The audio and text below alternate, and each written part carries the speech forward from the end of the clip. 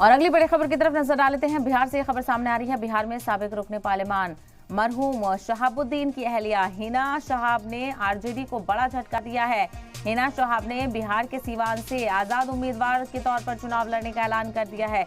हिना शहाब ने कहा है कि उन्हें राष्ट्रीय जनता दल से कोई नाराजगी नहीं है, वो सभी जमातों के राब्ते में है, सभी लोग मेरे हैं, लेकिन वो आज़ाद ही चुनाव लड़ने की ख्वाहिशमंद है। तो यहाँ पर शहाबुद्दीन की अहलिया ने आज़ाद उम्मीदवार के तौर पर लड़ने का फैसला किया है।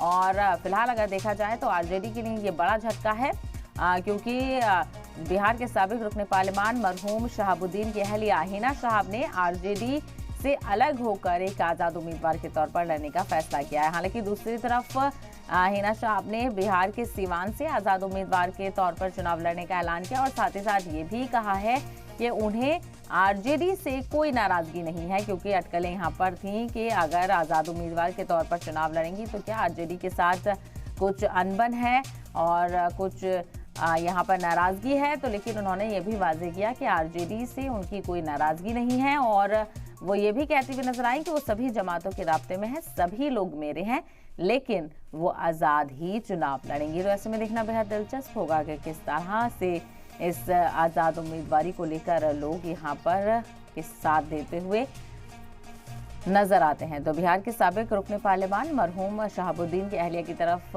से ये फैसला सामने आया है। शहाबुद्दीन की अहलिया हिना शहाब ने आरजेडी को बड़ा झटका देते हुए आज़ाद उम्मीदवार के तौर पर चुनाव लड़ने का फैसला किया है।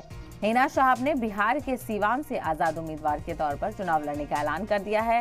हिना शहाब ने कहा कि उन्हें राष्ट्रीय जनता दल से कोई नाराजगी नहीं है, वो सभी जमातों के राब्ते में हैं, सभी लोग मेरे हैं, लेकिन वो आज़ाद ही चुनाव लड़ेंगे। तो आज़ाद रहकर यानी इंडिपेंडेंट कैंडिडेट के तौर पर हिना शहाब ने चुनाव लड़ने का फैसला किया है।